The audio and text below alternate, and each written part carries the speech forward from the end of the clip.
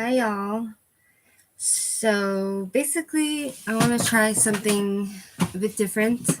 I had this in mind like a while ago to start like also a reading channel, but um, and that went out of my mind because of my confidence that no one would be interested to read with me. But I saw yesterday and a few other people that had reading channels, so I'm like, why not?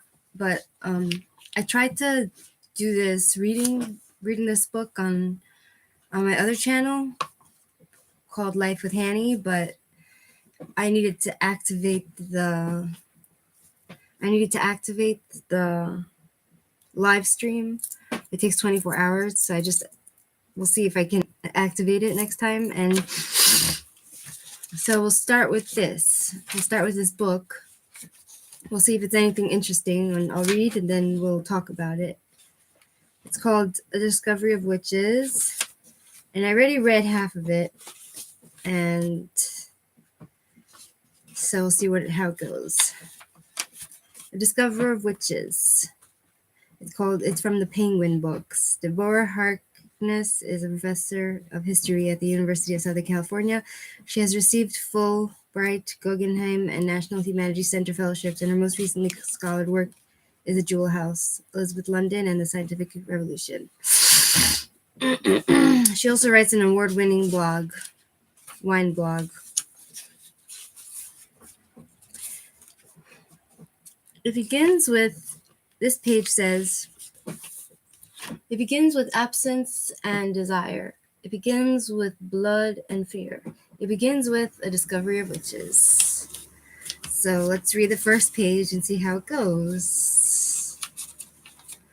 Okay. A leather-bound volume was nothing remarkable to an ordinary historian. It would have looked no different to an ordinary historian. It would look no different from hundreds of other manuscripts in Oxford's Bodleian library, ancient and worn. But I knew there was something odd about it from the moment I collected it. So someone was in the library looking at a book and thinking it's extraordinary. Duke Humphrey's reading room was deserted on this late September afternoon, and requests for library materials were filled quickly. Now that the summer crush of visiting scholars was over, and the madness of the fall term had not yet begun. Even so, I was surprised when Sean stopped me at the call desk. "Dr. Bishop, your manuscripts are up," he whispered, voice tinged with a touch of mischief. The front of his argyle sweater was streaked with the rusty traces of old leather bindings, and he brushed at it self-consciously. A lock of sandy hair tumbled over his forehead when he did. "Thanks," I said, flashing him a grateful smile. I was flagrantly disregarding the rules, limiting the number of books a scholar could call in a single day. Sean, who shared many a drink with me in the pink stuccoed pub across the street in our graduate student days, had been filling my requests, without complaint for more than a week. "And stop calling me Dr. Bishop. I always think you're talking to someone else." He grinned back. So it looks like it's like first person, like someone writing in their own diary. They're talking about themselves. He grinned back and slid the manuscripts, all containing fine examples of alchemical illustration from the Bodleian's collection, over his battered oak desk, each one tucked into a protective gray cardboard box.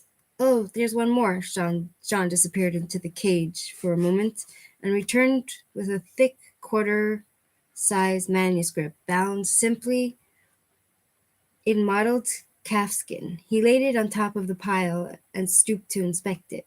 The thin gold rims of his glasses sparkled in the dim light provided by the old bronze reading lamp that was attached at a shelf.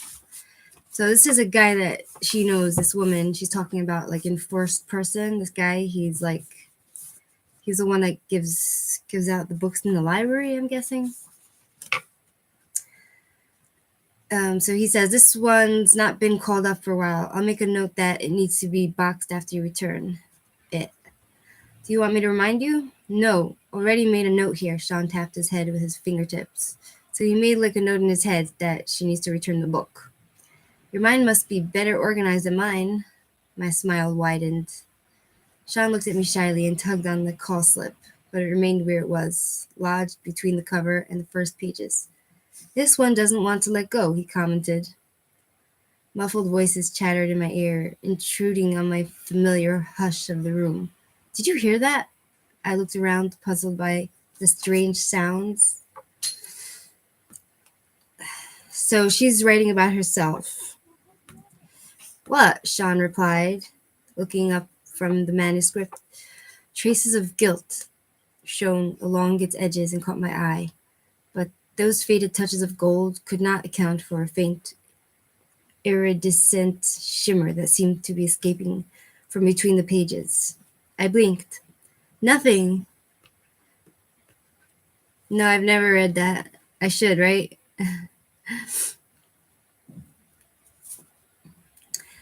Nothing. I hastily drew the manuscript before me. So she's hiding like some sort of manuscript from this person. Why? Right? My skin prickling when it made contact with the leather. Sean's fingers were still holding the call slip, and now it slid easily out of the binding's grasp. I hoisted the volumes into my arms and tucked them under my chin, assailed by a whiff of the uncanny that drove away the library's familiar smell of pencil shavings and floor wax. Diana, are you okay? Sean asked with a concerned frown. So now we know that her name is Diana, the one that's talking about herself in first person. Fine, just a bit tired, I replied, lowering the books away from my nose. I walked quickly through the original 15th century part of the library, past the rows of Elizabethan reading desks with their 3 ascending bookshelves and scarred writing surfaces. Between them, Gothic windows directed the reader's attention up to the coffered ceilings, where bright paint and gilding picked out the details of the university's crest of 3 crowns and open book, and where its motto, God is my illumination, was proclaimed repeatedly from on high. Another American academic, Gillian Chamberlain, was my sole companion in the library on this Friday night, a classicist who taught of Brian Moore. Gillian spent her time poring over scraps of papyrus sandwiched between sheets of glass. I sped past her, trying to avoid eye contact, but the creaking of the old floor gave me away. My skin tingled as it always did when another witch looked at me. So she's a witch, and she's having issues with other witches. Diana, she called from the gloom. I smothered a sigh and stopped. Hi, Gillian. Unaccountably possessive of my hoard of manuscripts. I remained as far from the witch as possible and angled my body so they weren't in her line of sight. What are you doing for Mabin? Gillian was always stopping by my desk to ask me to spend time with my sisters. While I was in town, with the Wiccan celebrations of the autumn equinox just days away, she was redoubling her efforts to bring me into the Oxford coven. So she's a witch, and these other witches want her to be there for the Wiccan celebrations of the autumn equinox. She's working, I said promptly. There are some very nice witches here, you know, Gillian said with prim disapproval. You should really join us on Monday. Thanks, I'll think about it, I said, already moving in the direction of the Selden End, the eerie 17th century edition that ran perpendicular to the main axis of Duke Humphreys. I'm working on a conference paper, though, so don't count on it. My Aunt Sarah had always warned me it wasn't possible for one witch to lie to another, but that hadn't stopped me from trying. So she's trying to lie to other witches.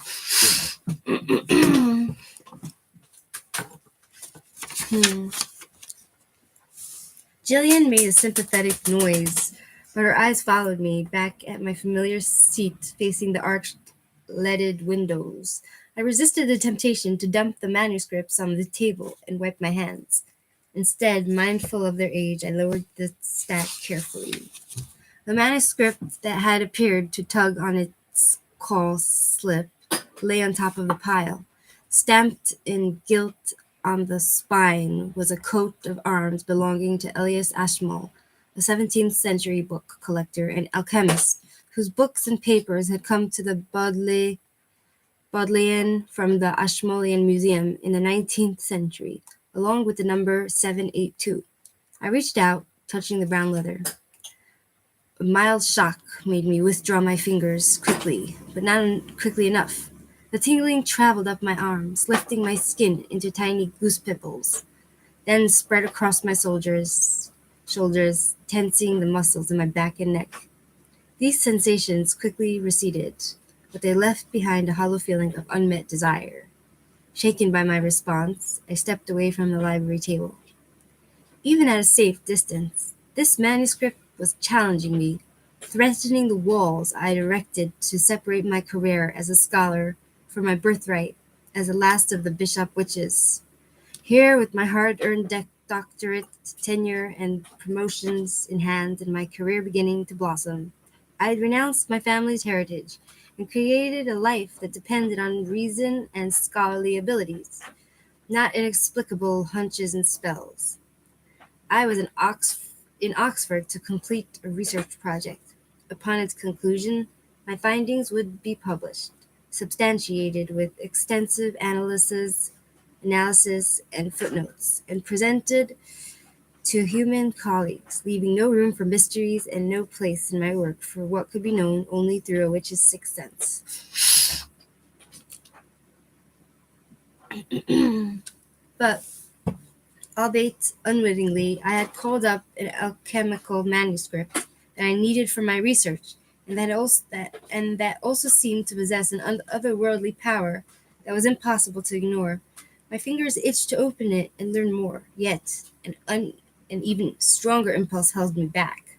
Was my curiosity intellectual, related to my scholarship, or did it have to do with my family's connection to witchcraft? I drew the library's familiar air into my lungs and shut my eyes, hoping that would bring clarity. The Bodleian had always been a sanctuary to me, a place unassociated with the bishops. Tucking my shaking hands under my elbows, I stared at Ashmole 782 in the growing twilight and wondered what to do. My mother would instinctively have known the answer had she been standing in my place. Most members of the Bishop family were talented witches, but my mother, Rebecca, was special. Everyone said so. Her supernatural abilities had manifested early, and by the time she was in grade school, she could outmagic most of the senior witches in the local coven with her intuitive understanding of spells, startling foresight, and uncanny knack for seeing beneath the surface of people and events. My mother's younger sister, my Aunt Sarah, was a skilled witch too, but her talents were more mainstream, a deft hand with potions and a perfect command of witchcraft's traditional lore of spells and charms. So it looks like this girl, what's her name? Diana. She's from a family along the line of witches, and her mother is like a special witch. My fellow historians didn't know about the family, of course, but everyone in Madison, the remote town in upstate New York where I'd lived with Sarah since the age of 7, knew all about the Bishops. My ancestors had moved from Massachusetts after the Revolutionary War, but then more than a century had passed since Bridget Bishop was executed at Salem.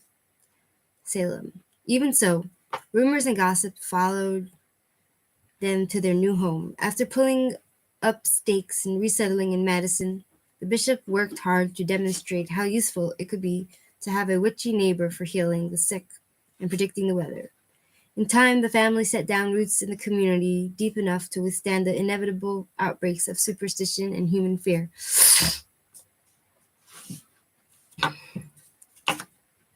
But my mother had a curiosity about the world that led her beyond the safety of Madison. She first went to Harvard, where she met a young wizard named Stephen Proctor. He also had a long magical lineage and a desire to experience life outside the scope of his family's New England history and influence. Rebecca Bishop and Stephen Proctor were a charming couple. My mother's all American frankness, a counterpoint to my father's more formal, old fashioned ways. He became a anthropologists, immersing themselves in foreign cultures and beliefs, sharing their intellectual passions along with their deep devotion to each other.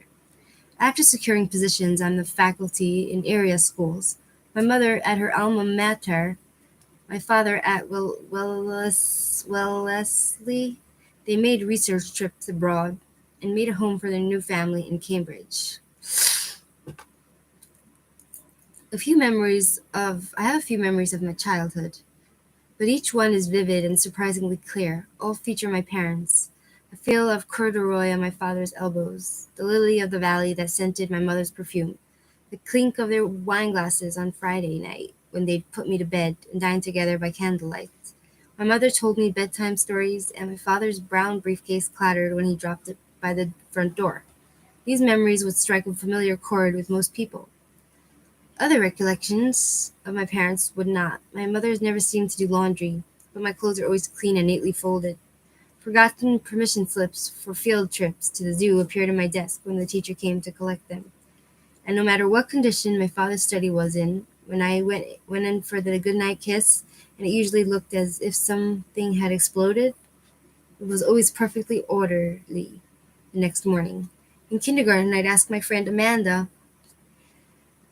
mother why she bothered washing the dishes with soap and water when all you needed to do was stack them in the sink. Snap your fingers and whisper a few words. Mrs. Schmidt laughed at my strange idea of housework, but confusion had clouded her eyes. That night, my parents told me we had to be careful about how we spoke about magic and with whom we discussed it. Humans outnumbered us and found our power frightening. My mother explained, and fear was the strongest force on earth. I hadn't confessed at the time that magic, my mother's especially, frightened me too. By day, my mother looked like every other kid's mother in Cambridge, slightly unkempt, a bit disorganized, and perpetually harassed by the pressures of home and office. Her blonde hair was fashionably tousled, even though the clothes she wore remained stuck in 1977. Long billowy skirts, oversized pants and shirts, and men's vests and blazers she picked up in thrift stores, the length and breadth of Boston, in imitation of Annie Hall. Nothing would have made you look twice if you passed her in the street or stood behind her in the market. In the privacy of our home, with the curtains drawn and the door locked, my mother became someone else. You hear that outside? Her movements were confident and sure, not rushed and hectic. Sometimes she even seemed to float as she went around the house, singing and picking up stuffed animals and books. Her face slowly transformed into something otherworldly and beautiful. When my mother was lit up with magic, you couldn't tear your eyes away from her. Mommy's got a firecracker inside her, was the way my father explained it with his wide, indulgent grin. But firecrackers, I learned, were not simply bright and lively. They were unpredictable, and they could startle and frighten you too. So her mother's like a real witch with superpowers.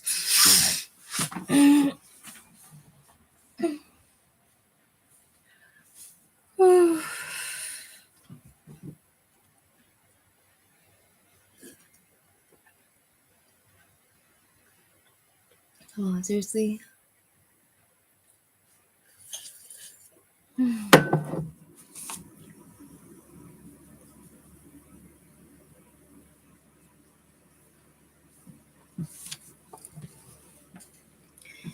My father was at a lecture one night when my mother decided to clean the silver and she became mesmerized by a bowl of water she'd set on the dining room table. As she stared at the glassy surface, it became covered with a fog that twisted itself into tiny ghostly shapes. I gasped with delight as they grew, filling the room with fantastic beings. Soon they were crawling up the drapes and clinging to the ceiling. I cried out for my mother's help, but she remained intent on the water. That's so creepy. It reminds me of like the Dead Files. Like the lady, she sees like entities crawling up the wall. Um, Her concentration didn't waver until something half human and half animal crept near and pinched my arm. That brought her out of her reveries, and she exploded into a shower of angry red light that beat back the wraiths and left an odor of singed feathers in the house. My father noticed the strange smell, and the moment he returned, his alarm evident, he found us huddled in the bed together. At the sight of him, my mother burst into apologetic tears. I never felt entirely safe in the dining room again. Any remaining sense of security evaporated after I turned 7, when my mother and father went to Africa and didn't come back alive.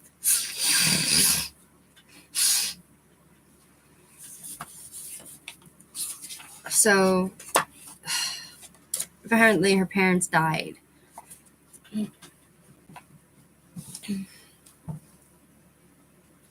I shook myself and focused again on the dilemma that faced me. The manuscript sat on the library table in a pool of lamplight. Its magic pulled on something dark and knotted inside me. My fingers returned to the smooth leather. This time the prickling sensation felt familiar. I vaguely remembered experiencing something like it once before, looking through some papers on the desk in my father's study. Turning resolutely away from the leather-bound volume, I occupied myself with something more rational, searching for the list of alchemical texts I generated I generated before leaving New Haven. It was on my desk, hidden amongst the loose papers.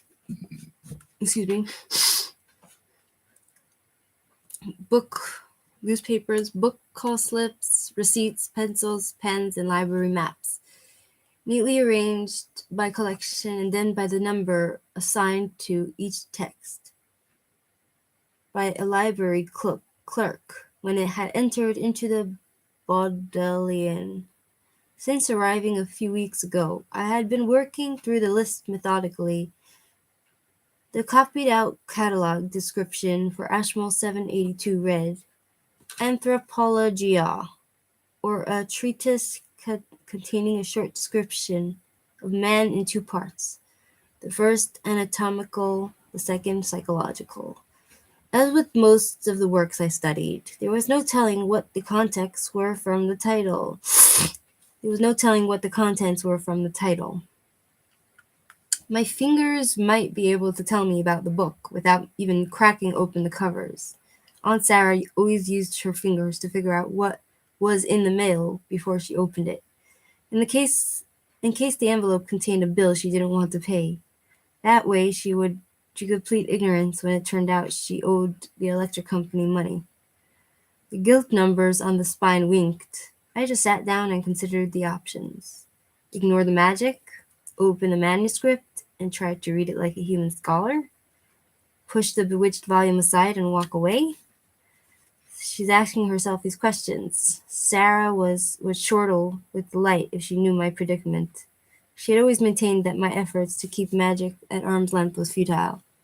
But I've been doing so ever since my parents' funeral. There's the witches among the guests had scrutinized me for signs that the bishop and the proctor blood was in my veins, all the while patting me encouragingly and predicting it was only a matter of time before I took my mother's place in the local coven. Some had whispered their doubts about the wisdom of my parents' decision to marry. Too much power, they muttered when they thought I wasn't listening. They were bound to attract attention, even without studying ancient ceremonial religion.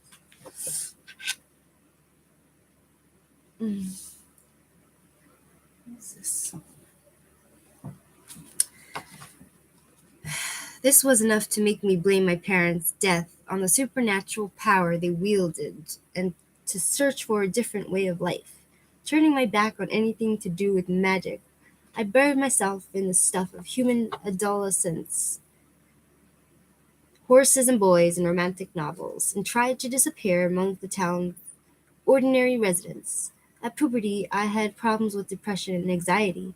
It was all very normal, the kindly human doctor assured my aunt. Sarah didn't tell them about the voices, about my habit of picking up the phone a good minute before it rang, or that she had to enchant the doors and windows when there was a full moon to keep me from wandering into the woods in my sleep. Nor did she mention that when I was angry, the chairs in the house rearranged themselves into a precarious pyramid before crashing to the floor once my mood lifted. When I turned 13, my aunt decided it was time for me to channel some of my power into learning the basics of witchcraft, lighting candles with a few whispered words, or hiding pimples with a tested lotion potion. These were a teenage witch's habitual first steps, but I was unable to master even the simplest spell. Burned every potion my aunt taught me, and stubbornly refused to submit to her tests to see if I inherited my mother's uncannily accurate second sight. The voices, the fires, and the unexpected eruptions lessened as my hormones quieted, but my unwillingness to learn the family business remained. It made my aunt anxious to have an untrained witch in the house, and it was with some relief that Sarah sent me off to college in Maine. Except for the magic, it was a typical coming of age story. What got me away from Madison was my intellect. It had always been precocious, leading me to talk and read before other children my age, aided by a prodigious photographic memory, which made it easy for me to recall the layouts of textbooks and spit out the required information on tests. My schoolwork was soon established as a place where my family's magical legacy was irrelevant. I'd skipped my final years of high school and started college at 16.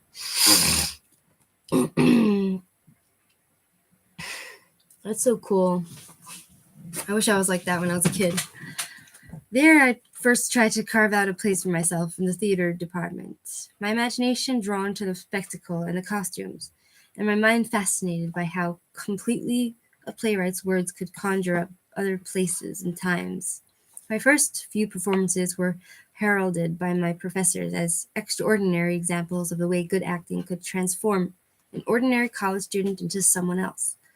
The first indication that these metamorphoses might not have been the result of theatrical talents came while I was playing Ophelia in Hamlet. As soon as I was cast in the role, my hair started growing at an unnatural rate, tumbling down from my shoulders to the waist. I sat for hours beside the college lake, irresistibly drawn to its shining surface, with my new hair streaming all around me. The boy playing Hamlet became caught up in the illusion, and we had a passionate, though dangerously volatile affair. Slowly, I was dissolving into Ophelia's madness, taking the rest of the cast with me. So, with her superpowers, she was able to. She can cast a spell on people and make them see things that and feel things that they might not have felt if they weren't with a witch. The result might have been a riveting performance, but each new role brought fresh challenges. In my sophomore year, the situation became impossible when I was cast as Annabelle in John Ford's "'Tis Pity She's a Whore." Like the character, I attracted a string of devoted suitors, not all of them human, who followed me around campus. When they refused to leave me alone after the final curtain fell, it was clear that whatever had been unleashed couldn't be controlled. I wasn't sure how magic had crept into my acting, and I didn't want to find out. I cut my hair short. I stopped wearing flowing skirts and layered tops in favor of the black turtleneck, khaki trousers, and loafers that the solid, ambitious pre-law students were wearing. My excess energies went into athletics.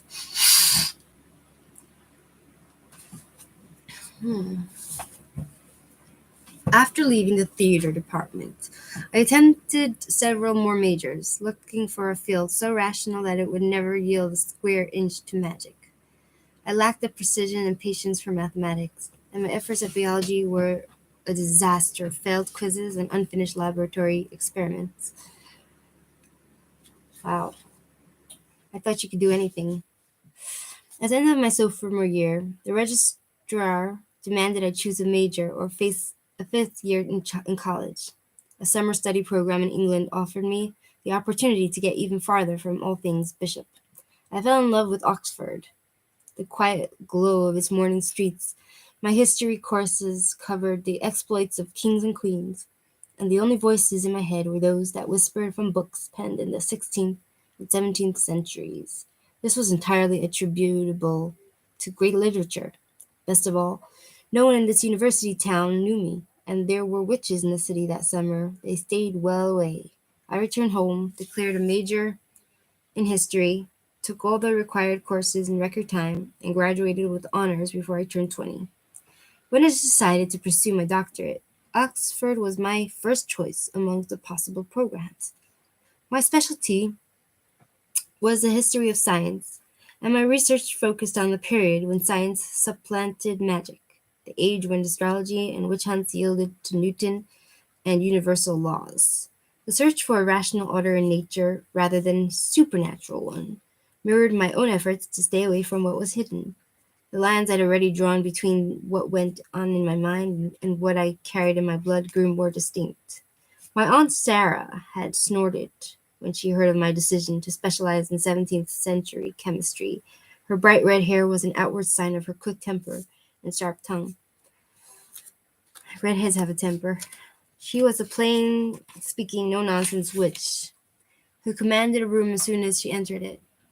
A pillar of the medicine community, Sarah was often called in to manage things that were in crisis, large and small in town.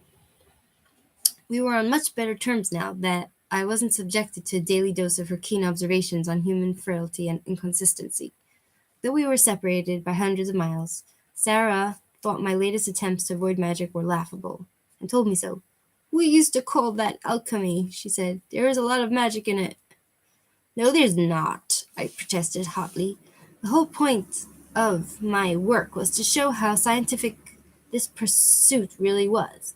Alchemy tells us about the growth of experimentation, not the search for a magical elixir that turns lead into gold and makes people immortal." "If you say so," Sarah said doubtfully, "but it's a pretty strange subject to choose if you're trying to pass as human." After earning my degree, I fought fiercely for a spot on the faculty at Yale, the only place that was more English than England. Colleagues warned that I had little chance of being granted tenure. I turned out 2 books, won a handful of prizes, and collected some research grants. Then I received tenure and proved everyone wrong. More important, my life was now my own. No one in my department, not even the historians of early America, connected my last name with that of the first Salem woman executed for witchcraft in 1692. To preserve my hard-won autonomy, I continued to keep any hint of magic or witchcraft out of my life. Of course, there were expectations, like the time I'd drawn on one of Sarah's spell, when the washing machine won't stop filling with water and threatened to flood my small apartment on Wooster Square. Nobody's perfect.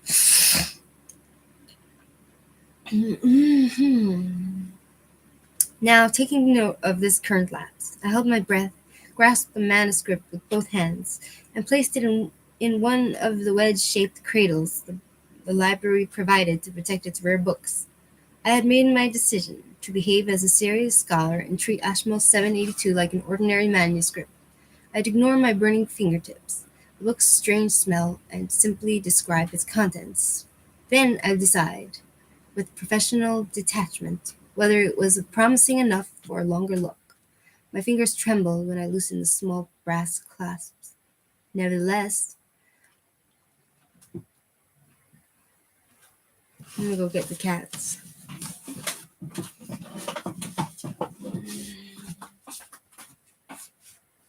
Oh, the cats are fine. Nevertheless,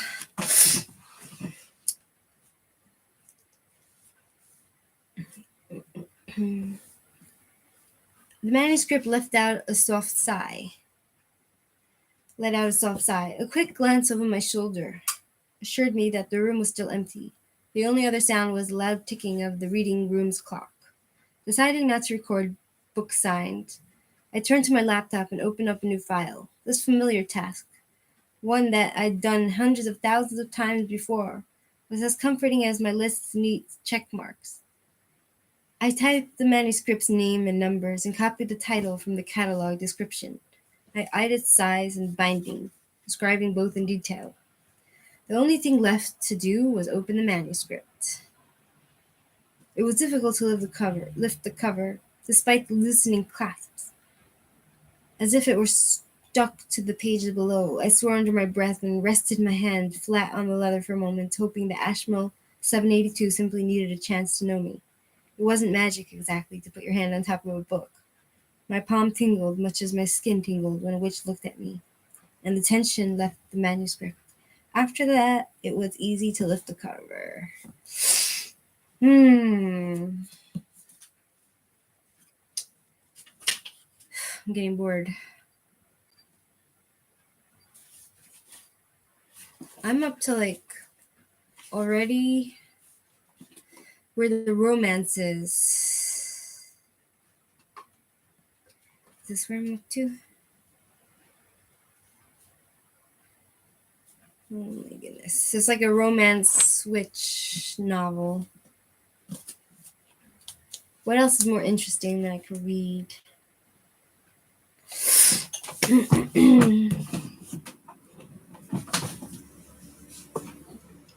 Let's try a different book.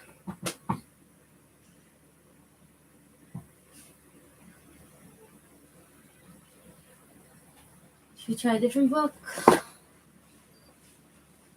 A 12 Righteous Men, what's that?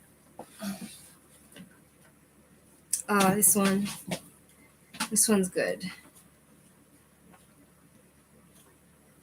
Between the Lines, contents.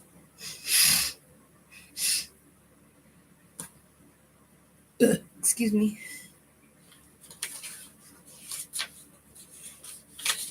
Problem is, some of the pages are cut out. I don't like pages that I don't have.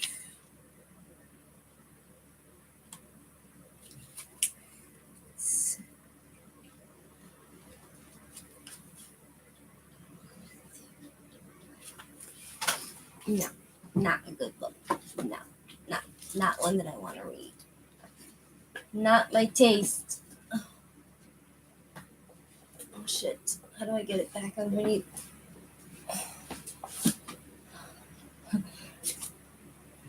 If you want to hear about The Call of the Wild, it's a better book. Oh, you know what? Let's read a romance. Should we read a romance? Anne Perry. Goldmine. Hold on. Let me put this book back there. Let's see if this is Wilbur Smith, The Goldmine. Should we start with this? Set in South Africa today, a brutal tale of violence, greed, chicanery, and lust amid the gold dust, packed with action and excitement. It surges along in crisp style. Sunday Express, a hard-hitting story, packs conviction on every page. Fine, let's see. Goldmine. It began in the time when the world was young, in the time before man, in the time before life itself had evolved upon the planet. The crust of the earth was still thin and soft, distorted and riven by the enormous pressures from within. What is now the flat, compacted shield of the African continent, stable and unchanging, was a series of Alps.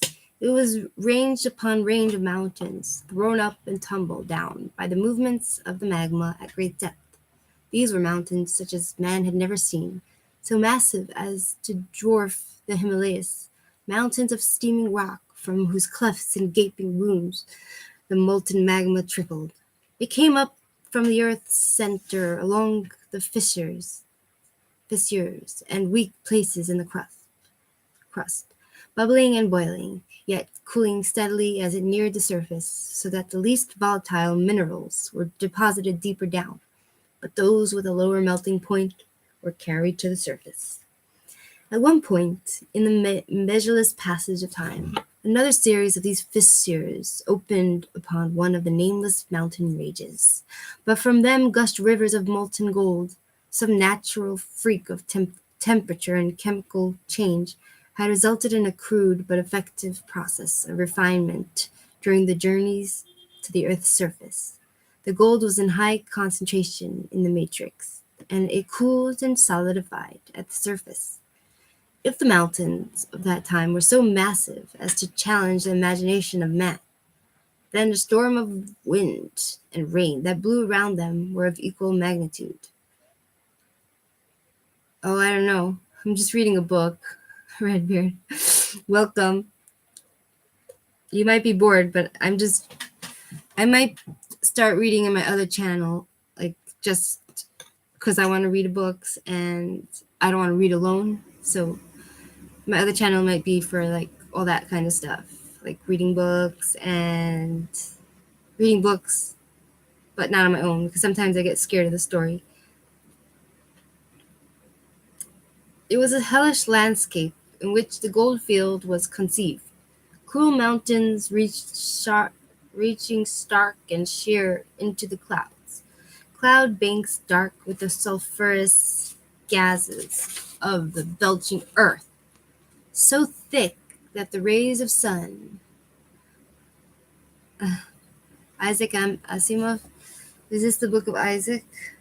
Who wrote this? Who wrote it? It's fiction. Wilbur Smith at his liveliest best. Kevin. It doesn't say who the author is. Who's the author? William Heinemann. Wilbur Smith. Goldmine. Wilbur Smith. Whatever.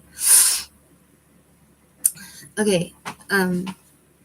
Belching earth so thick that the rays of the sun never penetrated them. The atmosphere was laden with all the moisture that was to become the seas, so heavy with it that it rained in on the perpetual wind-lashed storm upon the hot rock of the cooling earth. Then the moisture rose in steam to condense and fall again. As the years passed by their millions, so the wind and the rain whittled away at the nameless mountain range with its coating of gold ridge ore, grinding it loose and carrying it down in freshets and rivers and rushes of mud and rock into the valley between this range and the next. Now, as the country rock cooled, so the waters lay longer upon the earth before evaporating, and they accumulated in this valley to form a lake the size of an inland sea. Into this lake poured the storm waters from the golden mountains, carrying with them tiny particles of the yellow metal, which settled with other sand and quartz gravel upon the lake bed, to be compacted into a solid sheet. In time, all the gold was scoured from the mountains, transported, and laid down upon the lake beds. Then, as happened every 10 million years or so, the earth entered another period of intense seismic activity. The earth shuddered and heaved as earthquake after mammoth earthquake convulsed it. One fearsome paroxysm cracked the bed of the lake from end to end, draining it and fracturing the sedimentary beds, scattering fragments haphazardly so that great sheets of rock, many miles across, tilted and reared on end. Again and again, the earthquake gripped and shook the earth. Mountains tottered and collapsed, filling the valley where the lake had stood, burying some of the sheets of gold-rich rock, pulverizing others. The cycle of seismic activity passed, and the ages wheeled on in their majesty. The floods and the great droughts came and receded. The miraculous spark of life was struck and burned up brightly. Through the time of the monstrous reptiles, on through countless twists and turns of evolution, until near the middle of Pleistocene age, a man-ape, Australopithecus, picked up the thigh bone of buffalo from beside an outcrop a rock to use it as a weapon, a tool. Australopithecus stood at the center of a flat, sun-seared plateau that reached 500 miles in each direction to the sea, for the mountains and the lake beds had long ago been flattened and buried. 800,000 years later, one of Australopithecus' distant but direct line stood at the same spot with a tool in his hand. The man's name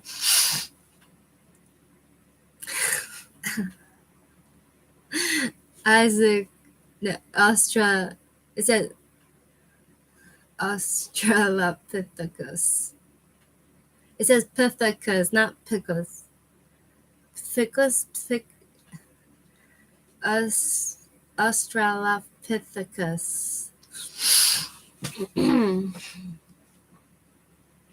800 years later, one of Australopithecus' distant but direct line stood at the same spot with a tool in his hand. The man's name was Harrison, and the tool was more sophisticated than that of his ancestor. It was a prospector's pick of wood and metal.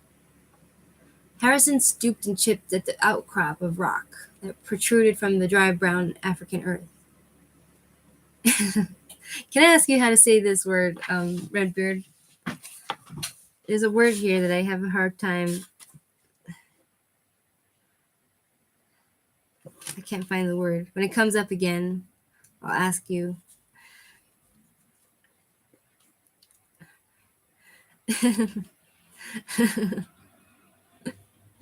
Okay.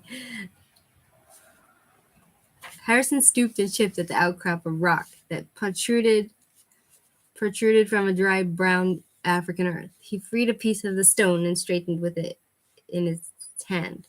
He held it to catch the sun and grunted with disgust. It was a most interesting piece of stone, conglomerate, marbled black and gray. Without hope, he held it in his mouth and licked it, wetting the surface before again holding it to the sun. An old prospector's trick to highlight the metal in the ore. His eyes narrowed in surprise as the tiny golden flecks in the rock sparkled back at him. History remembers only his name, not his age, nor his antecedents, not the color of his eyes, nor how he died. For within a month he had sold his claim for 10. I'm not sure what that. What is this? Can you tell me what this is if you're there? What is this sign?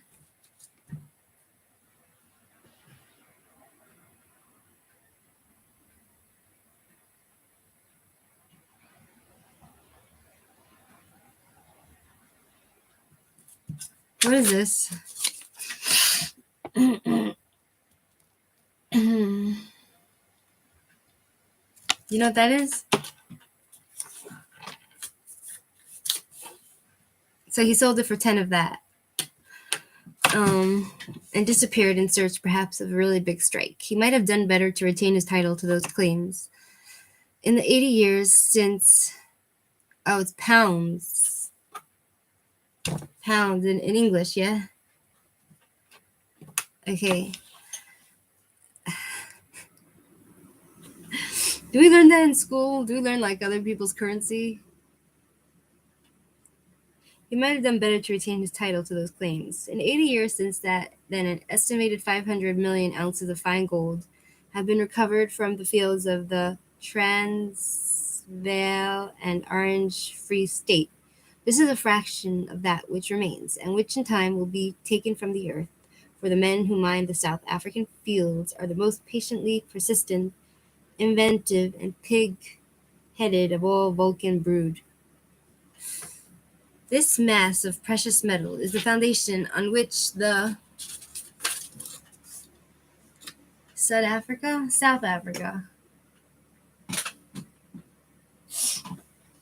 My mother's South African. Prosperity. This mass of precious metal is the foundation on which the prosperity of a vigorous young nation of 18 million souls are based. Yet.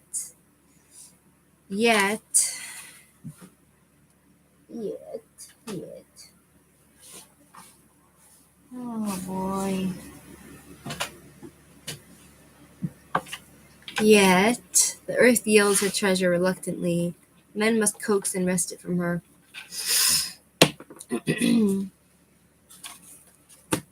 Even the electric fan, blowing up a gale from the corner, it was stinking hot in Rod Ireside's office. He reached for the silver thermos of iced water at the edge of his desk, and arrested the movement as the jug began to dance, before his fingers tips touched it. The metal bottle skittered across the polished wooden surface. The desk itself shuddered, rustling the papers upon it. The walls of the room shook, so that the windows rattled in their frames. For 4 seconds, the tremor lasted, and then it was still again. "Christ," said Rod, and snatched up one of the 3 telephones on his desk. "This is the underground manager. Get me the rock mechanic lab, honey, and snap it up, please." He drummed his fingers on the desk impatiently as he waited to be connected. The insulating door of his office opened, and Dmitri put his head around the jamb. "You feel that one, Rod? That was a bad one." "I felt it." Then the telephone spoke into his ear. "Dr. Wessel's here." "Peter, it's Rod." "Did you read that one?" "I haven't got a fix on it yet. Can you hold on a minute?" "I'll wait." Rod curbed his impatience. He knew that Peter Wessels was the only person who could read the mass of complicated electronic equipment that filled the instrument room of the rock mechanics laboratory. The laboratory was a joint research project by 4 of the major gold mining companies. Between them, they had put up $250,000 to finance an authoritative investigation of rock and seismic activity under stress. I keep hearing the same. I keep like in other books as well. I keep getting this word called seismic. Seismic. It's spelled SEISMIC. What does this mean, and how do you say it? SEISMIC.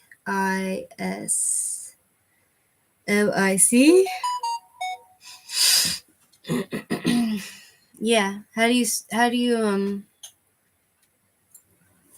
you pronounce it?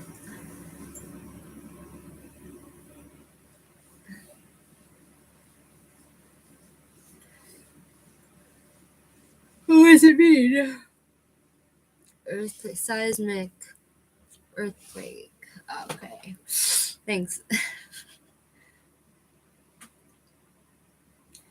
Of rock and seismic activity under stress. They had selected the Sonder Ditch Gold Mining Company's lease area as a site for the laboratory. Now Peter Weasels had his microphone sighted thousands of feet down in the earth, and his tape recorders and stylus graphs ready to pinpoint any underground disturbance. Another minute ticked by, and Rod swiveled his chair and stared out of the plate glass window at the monstrous headgear of number 1 shaft, tall as a 10-story building. "Come on, Peter, come on, boy," he muttered to himself.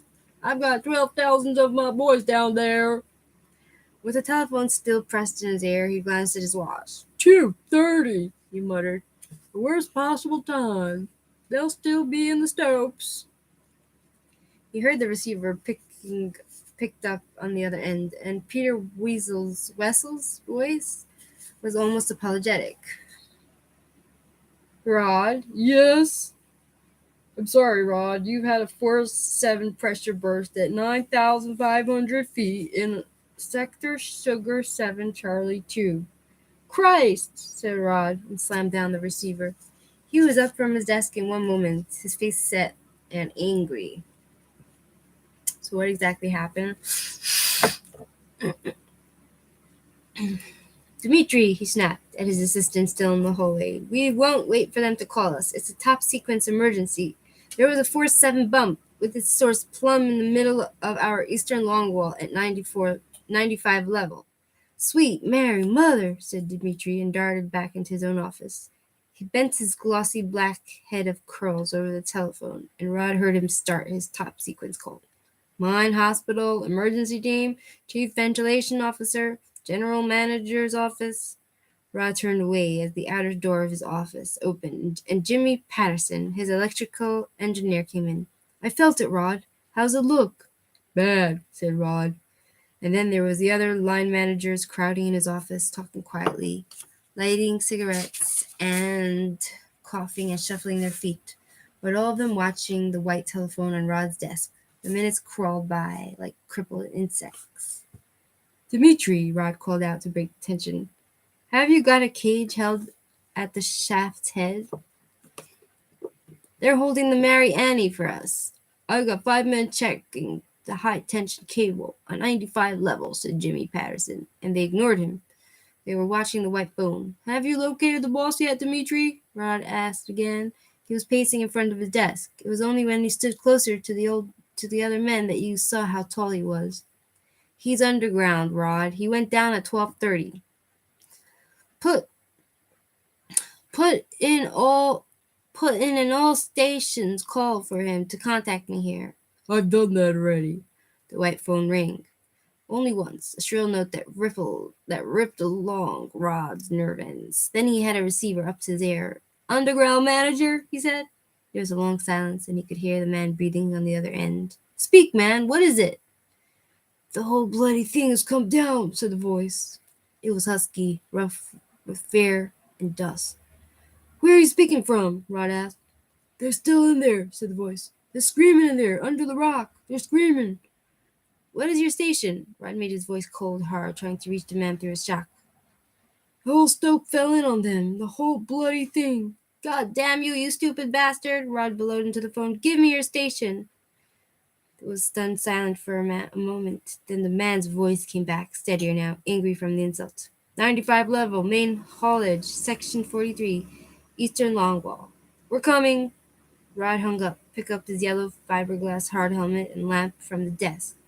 43 section. The hanging wall has come down, he said to Dimitri. Fatals? The little Greek asked. For sure. They've got squealers under the rock. Rod clapped on his hat. Take over on surface, Dimitri. So it looks like they have a problem because of an earthquake, if I understand correctly.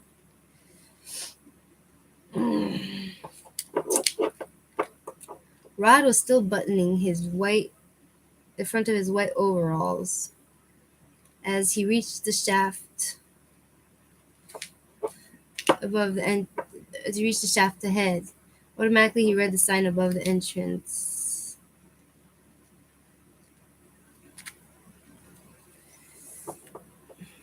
Stay alert, stay alive. With your cooperation, this mine has worked 16 fatality, 3 free days. So there's been no fatalities for 16 days. That's horrible. Like, imagine going to work and knowing you can die because it's just a bad job. Like, it's a dangerous job, and it's like every time you go, you're taking a chance. You get stuck under the earth, or that's really bad. I wouldn't like to be. That's like one of my scariest nightmares, to get stuck under the earth and die there alone. So scary. I tell ya, life expectancy. Yeah, it's like it says there. I'll read it again. It says it's sad but funny. Stay alert, stay alive. With your cooperation, this mine has worked 16 fatality free days. Okay. We'll have to change the number again, Rod thought with grim humor. The Mary Ann was waiting. Its heavy wired confines were crowded the first aid team and emergency squad. The Mary Ann was a small cage used for lowering and hoisting personnel. There were 2 much larger cages that could carry 120 men at one trip, while the Mary Ann could handle only 40, but that was sufficient for now. Got to paint the other nail. 2 of the other nails.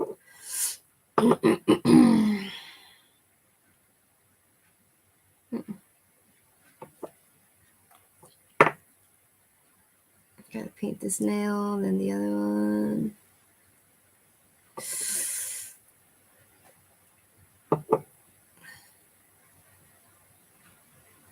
we go. What's with this nail? It's weird.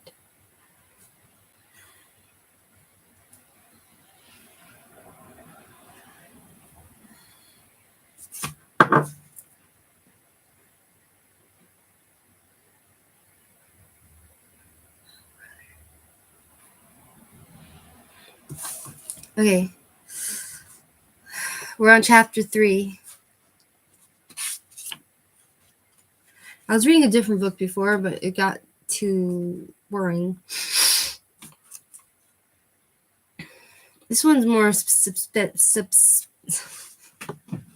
one's more suspenseful. Let's go, said Rod as he stepped into the cage, and the unsetter slammed the steel roller doors closed. The bell rang twice, and the floor dropped away from under him as the Mary Ann started down. Rod's belly came up to press against his rib. They went down in one long, continuous rush in the darkness. The cage jarring and racketing, the air changing in smell and taste, becoming chemical and processed, the heat building up rapidly. Rod stood hunched-shouldered, leaning against the metal screen of the cage. The headroom was a mere 6'3", and with his helmet on, Rod stood taller than that. So today we get another butcher's bill, he thought angrily. He was always angry when the earth took its payment in mangled flesh and snapping bones. All the ingenuity of man and the experience gained in 60 years of deep mining on the Witwater Strand were used in trying to keep the price in blood as low as possible. But when you go down into the ultra-deep levels below 8,000 feet, and from those depths you remove 250,000 tons of rock each month, mining on an inclined sheet of reef that leaves a vast, low-roofed chamber thousands of feet across, then you must pay, for the stress builds up in the rock as the focal points of pressure change until the moment when it reaches breaking point and she bumps. Then that is when men die. Rod's knees flexed under him as the cage braked and then yo-yoed to a halt at the brightly lit station on 66th level. Here they must tranship to the sub-main shaft. The door rattled up and Rod left the cage, striding out down the main haulage the size of a railway tunnel. Concreted and whitewashed, brightly lit by the bulbs that lined the roof, it curved gently away. The emergency team followed Rod by not running but walking with the suppressed nervous energy of men going into danger. Rod led them towards the sub-main shaft. There is a limit to the depth which you can sink a shaft into the earth and then equip it to carry men suspended on a steel cable in a tiny wire cage. The limit is about 7,000 feet. At this depth, they must start again, blast out a new headgear chamber from the living rock, and below it sink your new shaft, the sub-main. The sub-main Mary Ann was waiting for them, and Rod led them into it. They stood shoulder to shoulder, and the door rattled shut, and again the stomach swooping rush down in the darkness. Into the darkness. Down, down, down. Rod switched on his headlamp. Now there were tiny motes in the air that had been sterilely cleaned before. Dust, one of the deadly enemies of the miner. Dust from the burst. As yet, the ventilation system had been unable to clear it. Endlessly they fell into darkness, and now it was very hot, the humidity building up so the faces about him, both black and white, were shiny with sweat in the light of his headlamp. The dust was thicker now. Someone coughed. The brightly lit stations flashed past them. 76, 77, 78, down, down, down. The dust was a fine mist now. 85, 86, 87. No one had spoken since entering the cage. 93, 94, 95, a deceleration, and stop. The door rattled open. They were 9,500 feet below the surface of the earth. "Come on," said Rod. Chapter 4. There were men cluttering the lobby of 95 Station, 150, perhaps 200 of them, still filthy from their work in the stopes, clothing sodden with sweat. They were laughing and chattering with the abandon of men freshly released from frightful danger. In a clear space in the center of the lobby lay 5 stretchers. On one of them, the bright red blankets were pulled up to cover the faces of the men upon them. The faces of the other 3 men looked as though they had been dusted with flour. 2, grunted Rod, so far. So there's probably 2 dead. The station was in shambles with men miling aimlessly. Each minute more of them came back down the haulages as they were pulled out of undamaged stopes, which were now suspect. Quickly, Rod looked about him, recognizing the face of one of his mine captains. "McGee! McGee or McGee?" he shouted. "Take over there. Get them sitting down in lines ready to load. We'll start holding the shift out immediately. Get onto the hoist room. Tell them I want the stretchers cases out first." He paused long enough to watch McGee take control. He glanced at his watch. 2:56. He realized with astonishment that only 26 minutes had passed since he felt the pressure burst into his office.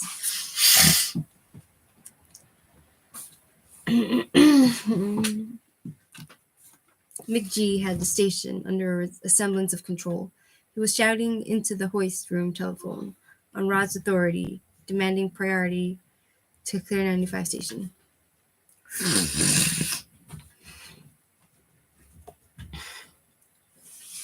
"Right," said Rod. "Come on," and he led into the haulage. The dust was thick. He coughed. The hanging wall was lower here. As he trudged on once more, Rod pondered the unfortunate choice of mining terminology that had named the roof of an excavation the hanging wall. It made one think of a gallows, or at the best it emphasized the fact that there were millions of tons of rock hanging overhead.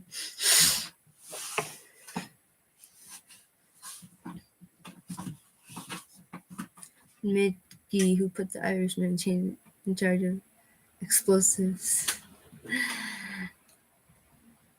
The haulage branched, and unerringly Rod took the right fork. In his head, he carried an accurate 3-dimensional map of the entire 176 miles of tunnels that comprised the Saunders Ditch workings. The haulage came to a T-junction, and the arms were lower and narrower. Right to 42 section, left to 43 section. The dust was so thick that visibility was down to 10 feet. The dust hung in the air, sinking almost imperceptibly. "Ventilation's knocked out here," he called out over his shoulder. "Vandenberg." "Yes, sir." The leader of the emergency squad came up behind him. "I want air in this drive." "Get it on. Use canvas piping if you have to." "Right. Then I want pressure on the water hoses to lay dust." "Right." Rod turned into the drive. Here the floor was rough and going slower. They came upon a line of steel trolleys filled with gold reef abandoned in the center of the drive. "Get these the hell out of the way," ordered Rod, and went on. So it looks like he's like kind of he's like in a leadership position because he's not afraid to actually, he is afraid, but he goes down very bravely into the pits of hell, risking his own life to make sure things are running. I'm guessing it must be for his livelihood.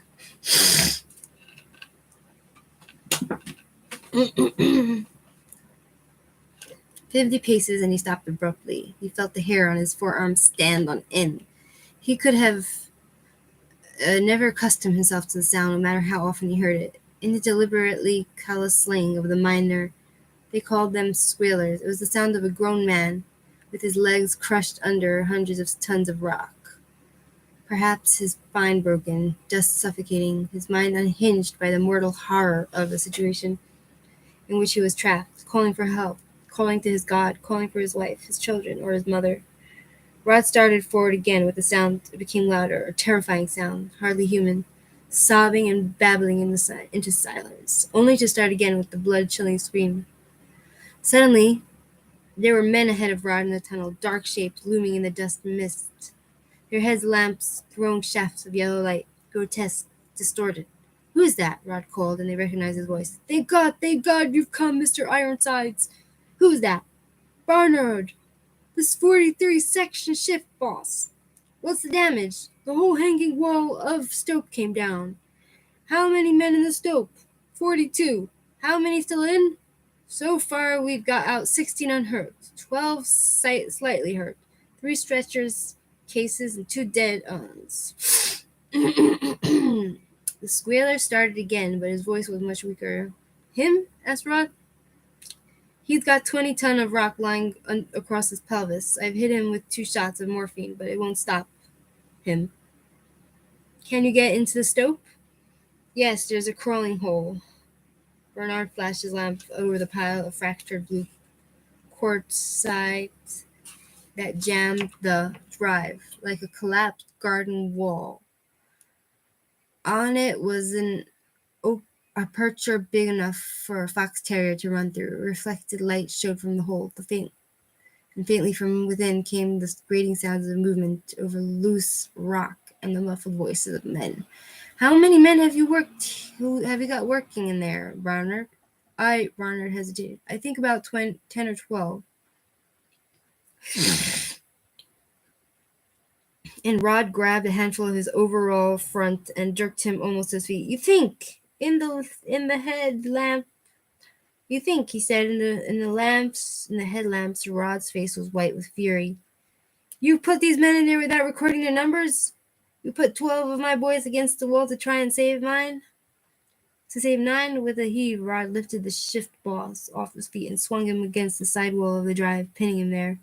"You bastard, you know that most of those 9 are chopped already. You know that stope is a bloody killing ground, and you send in 12 more to get the chop, and you don't record their numbers. How the hell would we ever know who to look for if the hanging fell again?" He let the shift boss free and stood back. "Get them out of here. Clear that stope.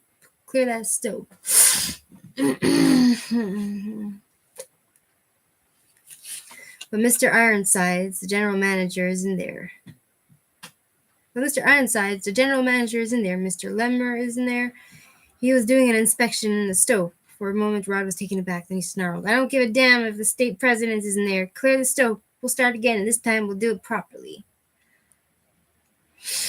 Within minutes, the rescuers had been recalled. They came squirming out of the aperture, white with dust, like maggots wriggling from rotten cheese. "Right," said Rod. "I'll risk 4 men at a time."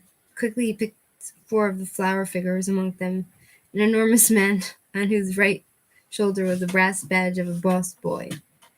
"Big King, you hear?" Rod spoke in Fanicalo, the lingua franca of the mines, which enabled men from a dozen ethnic groups to communicate. "I am here," answered Big King. "You looking for more awards?" A month before, Big King had been lowered on a rope 200 feet down a vertical ore pass to retrieve the body of a white miner. The bravery award by the company had been 100 rand.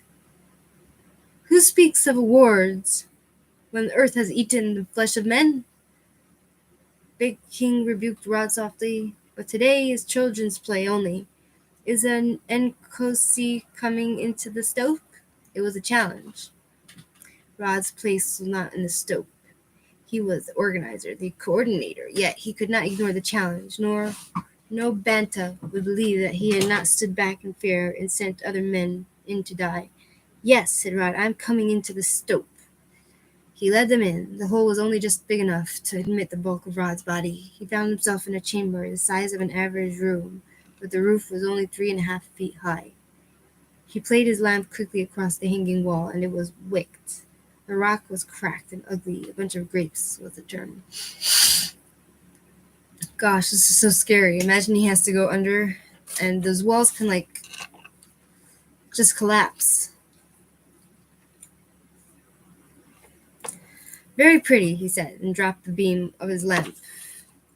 The squaler was within an arm's length of Rod. His body, from the waist up, protruded from under a piece of rock the size of a Cadillac. Someone had wrapped a red blanket around his upper body. He was quiet now, lying still, but as the beam of Rod's lamp fell upon him, he lifted his head. His eyes were crazed, unseeing, his face running with the sweat of terror and insanity. His mouth snapped open, white and pink in the shiny blackness of his face. He began to scream, but suddenly the sound was drowned by a great red-black gout of blood that came gushing up his throat and spurted from his mouth. As Rod watched in horror, the Bantu posed like that, his head thrown back, his mouth gaping as though he were a gargoyle, the life-blood pouring from him. And slowly the head sagged forward and flopped face downward. Rod crawled to him, lifted his head, and pillowed it in the red blanket. There was blood on his hands, and he wiped it on the front of his overalls. 3, he said, so far. And leaving the dying man, he crawled on towards the broken face of the fall. Big King crawled up beside him with 2 pinch bars. He handed one to Rod. Within an hour, it had become a contest, a trial of strength between the 2 men. Behind them, the other 3 men were shoring up and passing back in the rock that Rod and Big King loosened from the face. Rod knew he was being childish. He should have been back in the main haulage, not only directing the rescue, but also making all the other decisions and alternative arrangements that were needed now. The company paid him for his brains and his experience, not for his muscle. The hell with it, he thought. Even if we miss the blast this evening, I'm staying here. He glanced at Big King and reached forward to get his hands onto a bigger piece of rock in the jam. He strained, using his arms first. And bringing the power of his whole body into it, the rock was solid. Big King placed huge black hands on the rock, and they pulled together in a rush of a smaller rock. It came away, and they shoved it back between them, grinning at each other. At 7 o'clock, Rod and Big King Asthma book reading beats Alex a hand down. Asthma book reading? What does that mean?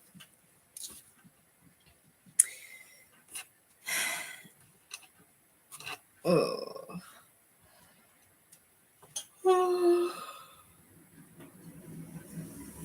Well, I'm tired.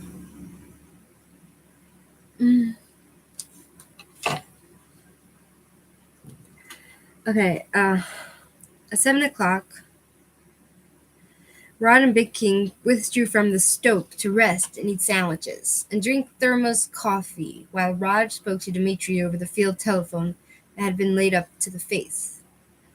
Oh, excuse me.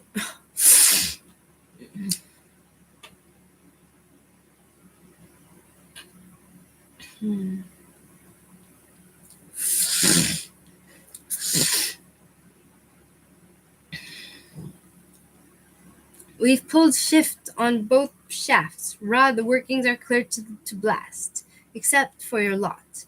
There were 58 men in your 43 section. Dimitri's voice was reedy over the field telephone. Hold on. Rod revolved the situation in his mind. He worked it out slower than usual, for he was tired, emotionally and physically drained.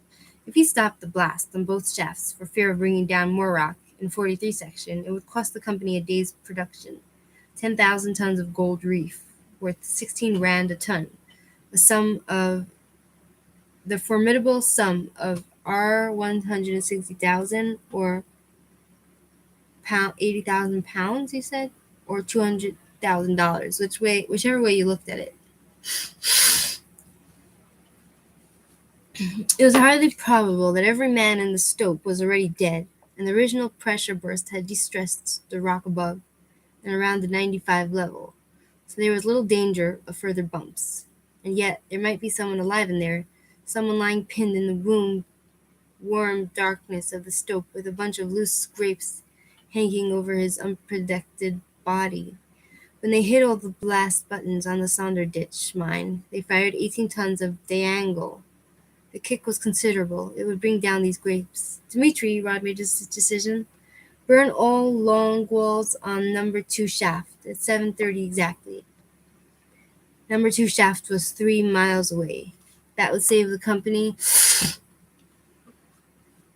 autonomous sensory meridian response. Well, that's a bit complicated for me to understand. Number 2 shaft was 3 miles away. That would save the company 80,000 rand. Then, at precisely 5 minutes intervals, burn south, north, and west long walls here on number 1 shaft. Spreading the blast would reduce the disturbance, and that put another 60,000 rand in the shareholders' pockets. The total monetary loss inflicted by the disaster was around 20,000 rand. Rand are not too bad, really, Rod thought sardonically. Blood was cheap. You could buy it at 3 rand a pint from the Central Blood Transfusion Service. All right, he stood up and flexed his aching shoulders. I'm pulling everybody back into safety of the shaft pillar while we blast. So we're up to chapter 5. I'll read another time on my other channel. Continue reading. I'm just too tired. Maybe if I just lie down with the book and just read it. I want to read it. I don't want to read it myself. You know what I mean?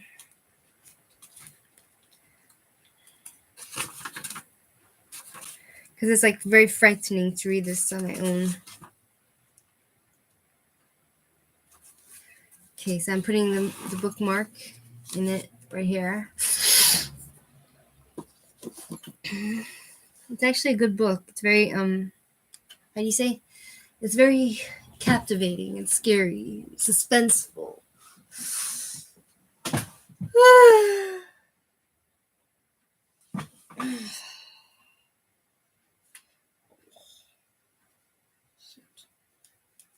Scheiß.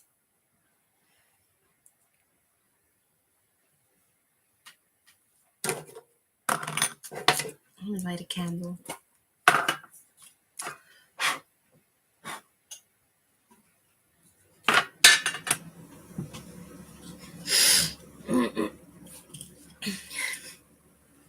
Good night. It's not nighttime here. It's 4 o'clock in the afternoon. 4 p.m. But the problem is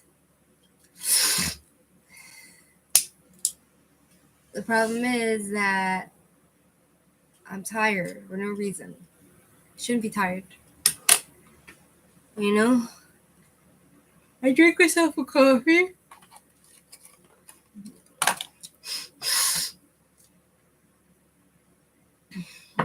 5, 6. It's nap time. I hate that I'm always tired, you know? My cats are sleeping. My dog is sleeping. But, I feel like it's not normal to need a nap. Either, if you need a nap, it means you're getting old.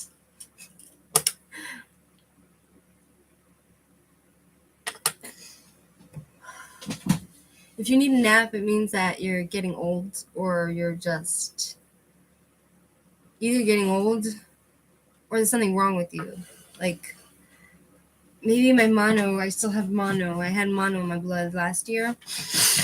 It made me so exhausted that while I was at work, I felt like I had to lie down, you know?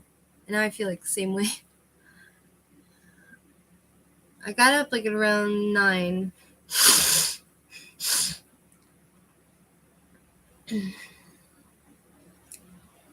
Went to sleep around 1:30.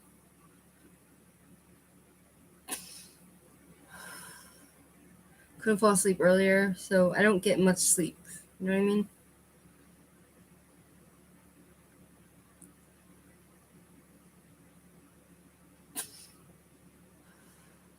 You have chickens?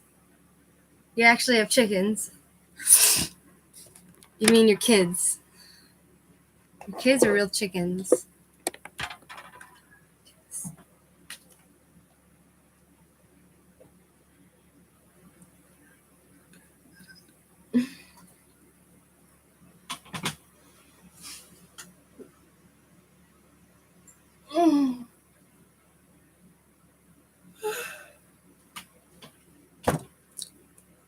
Really?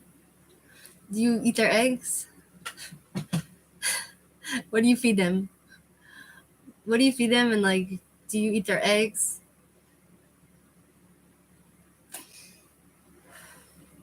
Do you have? Yes, of course. But do you have like do your chickens like fertilize the eggs so they hatch other chickens? Like, do you have that, like, that happening? Or it's just like mother hens that just make eggs and you eat them?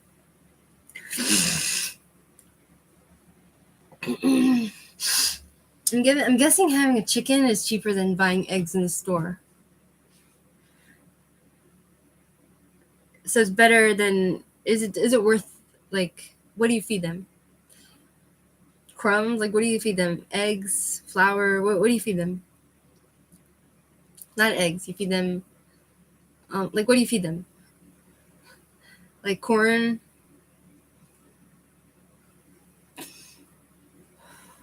What's chicken feed made of?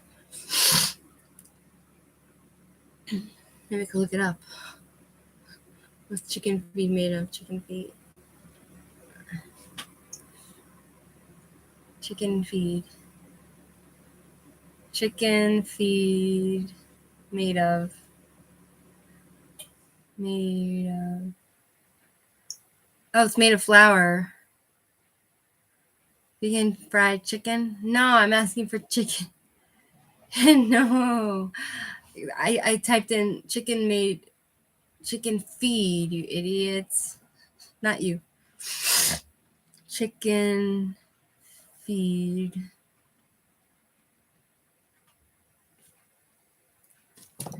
Chicken feed. What is it? It's for chicken. So it's probably like seeds, right? It's high protein, good for winter corn, easy to digest, low fiber.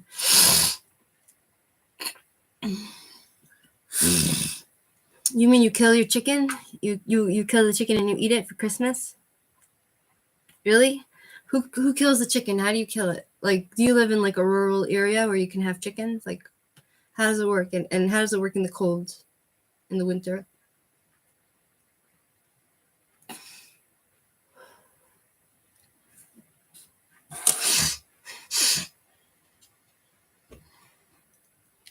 Dietary requirements for baby chicks. Generally speaking, baby chicks can live on whole grains.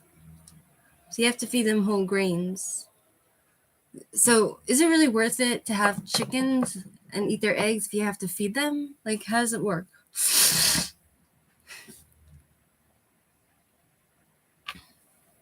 Should I buy a chicken for my house? Should I buy chicken so I can have fresh egg? What do you think? I had chickens once. I bought chickens.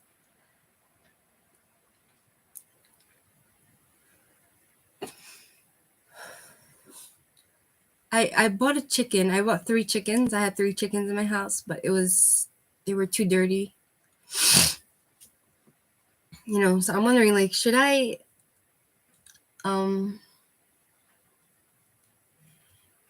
buy one chicken, like a hen that makes eggs, and then I can eat her eggs instead of buying them? Or should I buy both?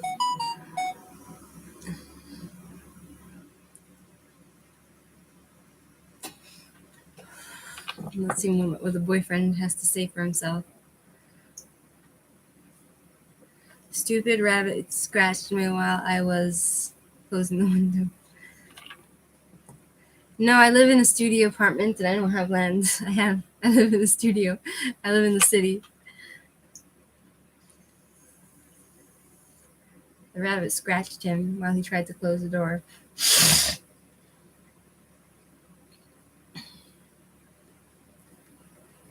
I could have it in a cage. I could let it run around my apartment.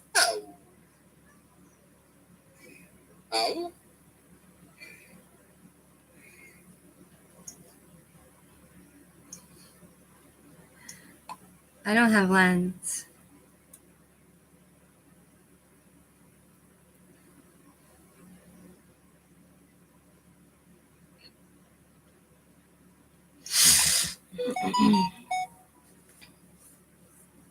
Is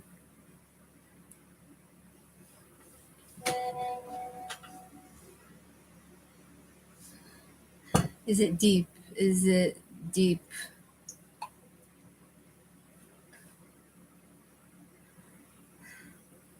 How old does a chicken need to be in order to get eggs from it? When does it start producing eggs? How long is the lifespan of a chicken?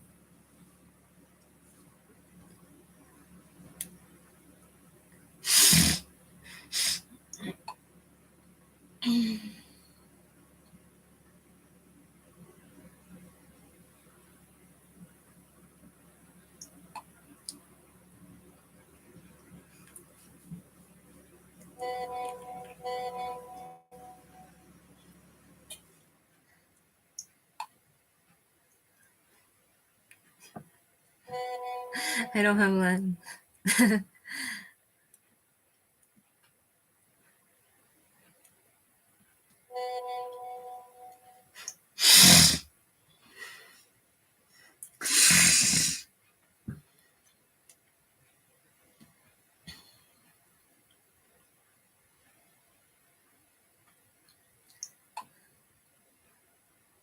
Longer than goldfish.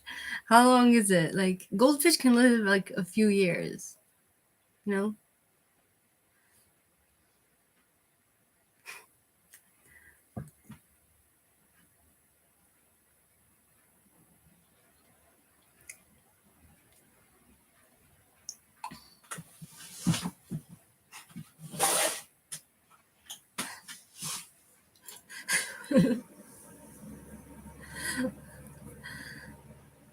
So do you think I should buy a chicken?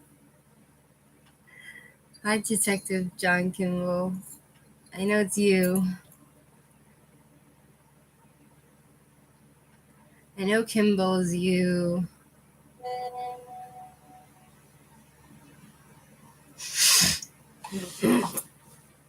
It's not set in stone. Not set in stone. It is you.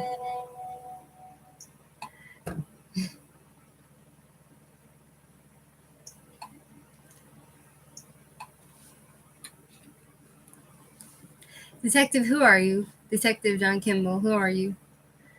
What's your name? What's your first name? Where are you from? What's your first name? And how did you find my channel?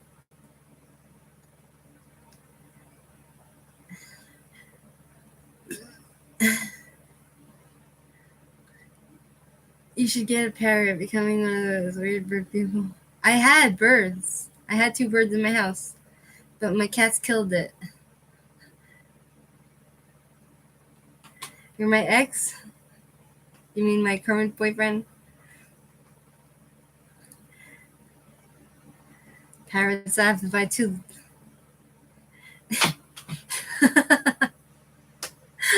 Nice playing, boyfriend. 2 parrots or 2 chickens? What? What should I get? 2 chickens or 2 parrots?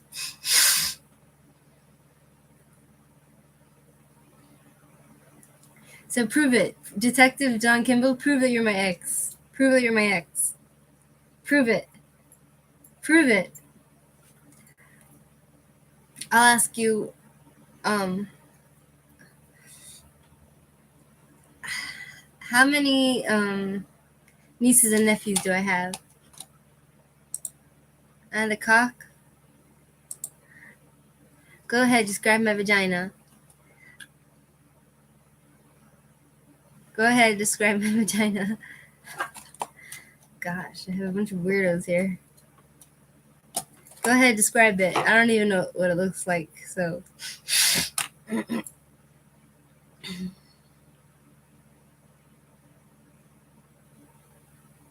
Prove it. Prove that you're my ex. My boyfriend. Crazy ex. He really knows how to play.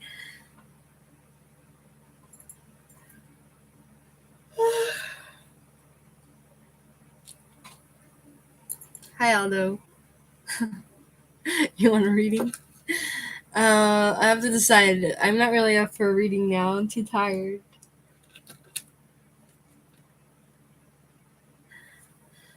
A cockerel, you Philistine. A cockerel? What's a cockerel? Cockerel? What's a cockerel?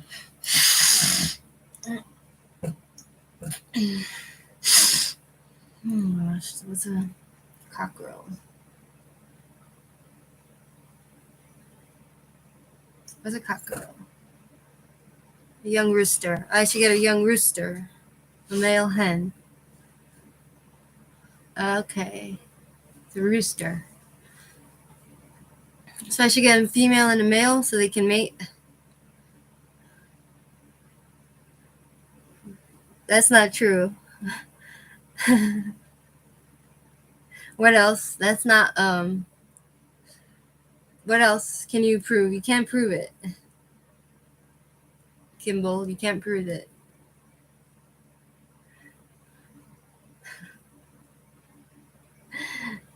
If you were my boyfriend, you would not want to talk about these things about me on my YouTube channel.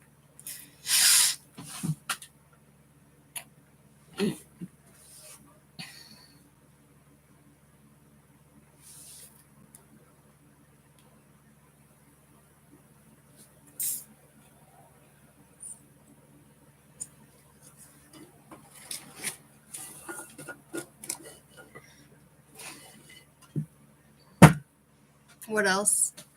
Can you prove to me that you're my boyfriend?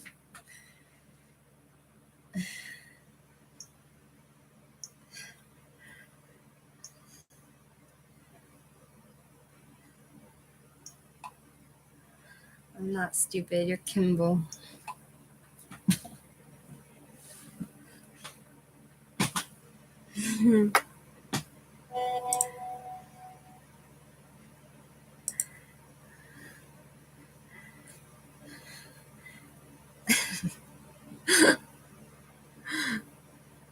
Really?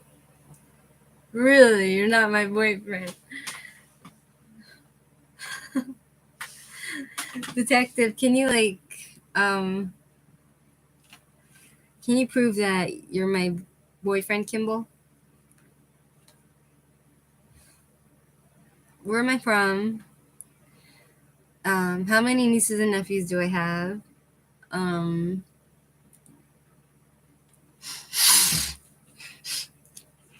Here's some details.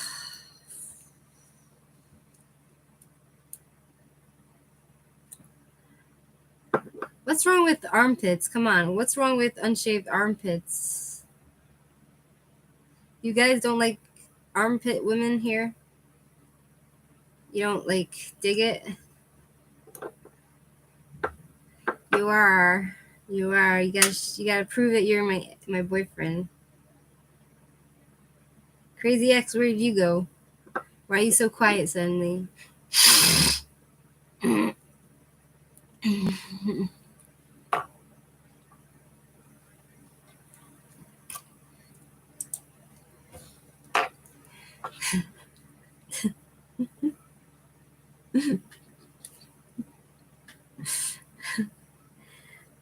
You guys are so weird. Really, you guys are.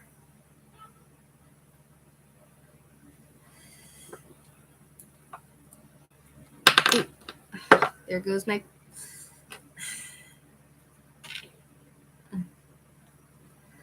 Where's my crazy ex? He's supposed to be commenting. I think he's busy with being Kimball that he can't talk. What do you guys have against hairy armpits? Sheesh. I think it's sexy on a woman.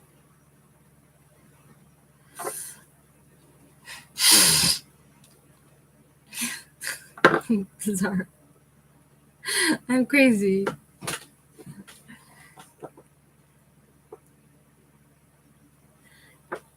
You don't like hairy.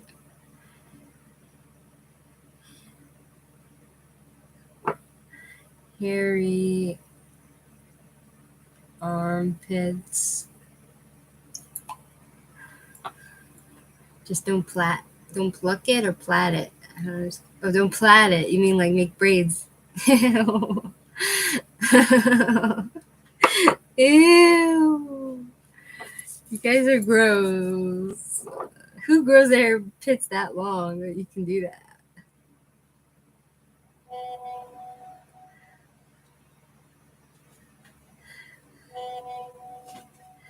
He said no man does.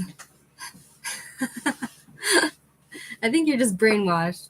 In the old days, no women used to shave their armpits. It's just like a new thing. And I think women need to become liberated again. Liberate the armpits. Liberate the women.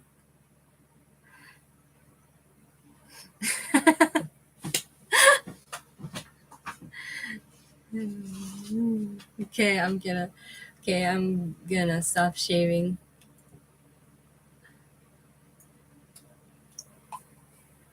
I'm gonna stop shaving.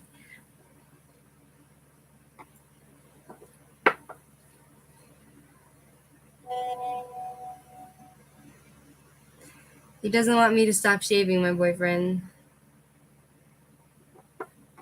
I'm going vegan. I'm going vegan on my body.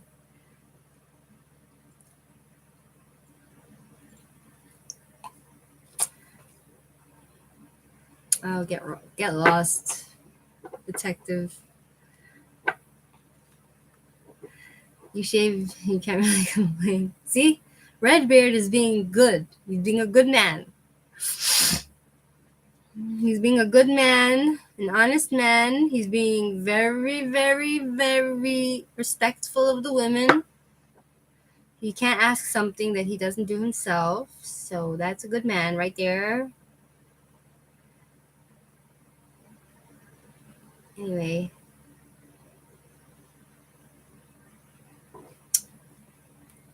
Shit. Just ruined it to paint it again. Shave the armpits, shave the armpits. Red Bear probably smells like a bag of chili cheese Fritos. Do you, Redbeard? Do you, Redbeard? Are you male, Kimball? Detective Kimball, are you male? Are you male or female? I'm becoming a feminist.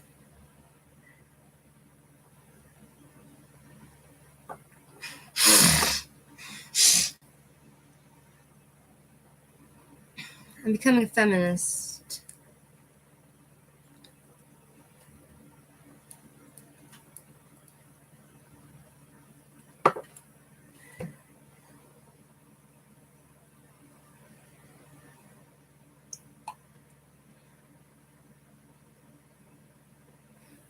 Oh, I'd love to, detective. Where did Crazy X go? Where did the Crazy X go?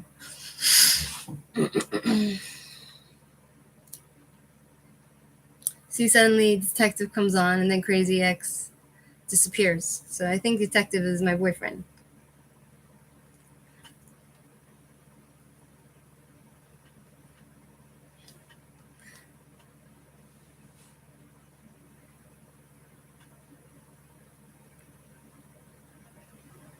We don't have chili cheese on my boat. Rabbit attacked you. His cat attacked him.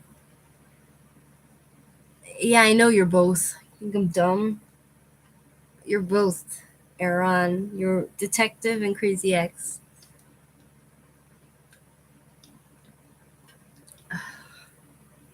And you have one other one. You have another name you use. You have 3.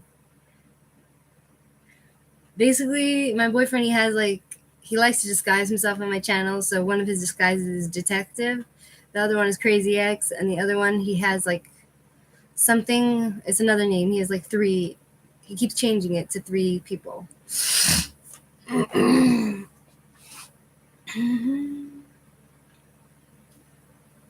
Sunrise, sunset, sunrise. Tell me about it, huh? Can you tell me about it, Kimball? Tell me about my vagina. Go on. You are Detective Kimball. You gave yourself away last time.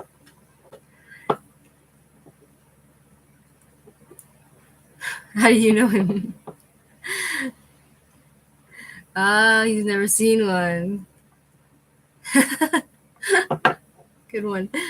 Who's your daddy and what does he do?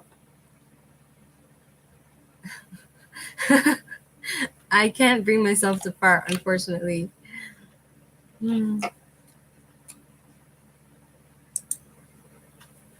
What's a clit? What's a clit?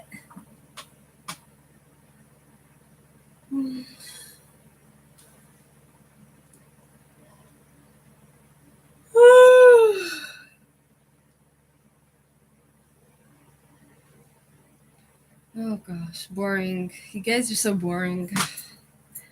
The only guy that's interesting here is Redbeard. Detective is boring. Crazy X is boring. And the only one that's interesting is Redbeard.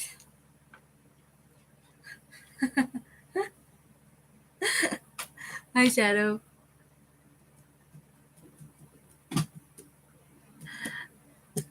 When you going to bed? I'm going to bed soon. I'm buying the chicken. He doesn't believe me. My boyfriend doesn't believe me. I say I'm buying a chicken, I'm buying one. Yeah, maybe I shouldn't go to sleep. I'm taking a break from alcohol for a few days because it got too much. Well, yeah, I want to save money. Fresh eggs. Hello? I want to save money on eggs. You're always telling me, oh, get a job. You don't have money. How are you going to make money? How are you going to save money? You need to save money. Okay, I'll get a chicken. I need eggs. I need... That's how I know it's my boyfriend. That's how I know how Detective is my boyfriend and Crazy X is my boyfriend. I had 3 chickens in the studio once, but I gave it back to the store because it was too much in my studio.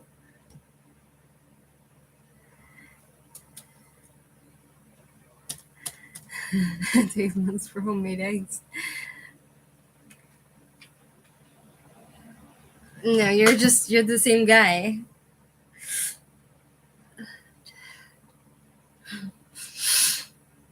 I'm gonna buy a chicken, I'm telling you.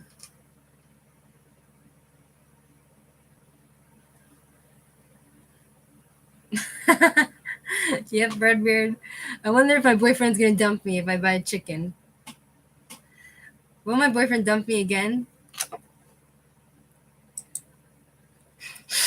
Do you think my boyfriend will dump me over a chicken? Because he dumped me over a dog. So do you think a chicken will rub him the wrong way? What do you think? I'm gonna bring a pretty one. Pretty chicken.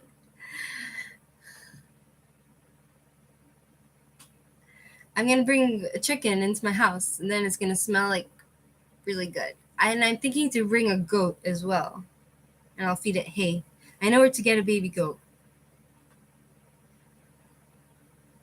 I'm gonna bring a goat. Will you dump me if I buy a goat?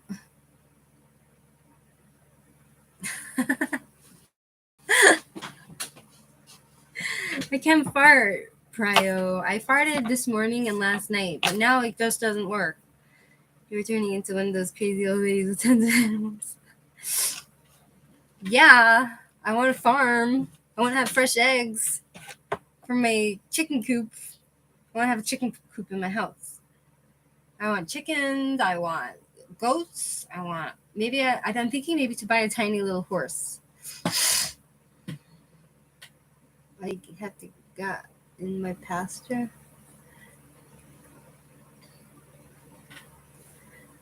Oh, you need to keep them in your pasture so that they can eat the grass down. I do, but I don't really go on it, Prio. So I don't really go on my Instagram. I don't really know how to work it, you know.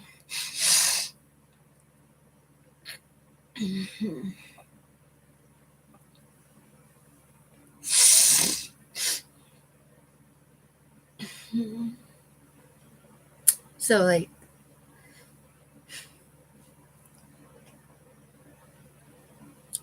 so basically, I'm gonna buy myself a chicken, and we'll see if my boyfriend dumps me over chicken. Do you think? Let's take a vote. Do you think my boyfriend will dump me over chicken this time? Because he's been dumping me for a while. So, do you think? Do you think that if I buy chicken, he'll dump me? Really?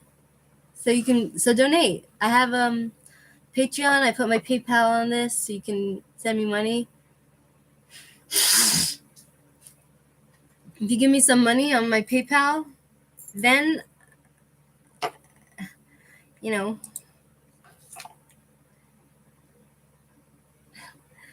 buy a cracker roll and put them in the ring. Why are you so mean, crazy ex? You're supposed to be my boyfriend. It really makes me sad. Not nice. So mean.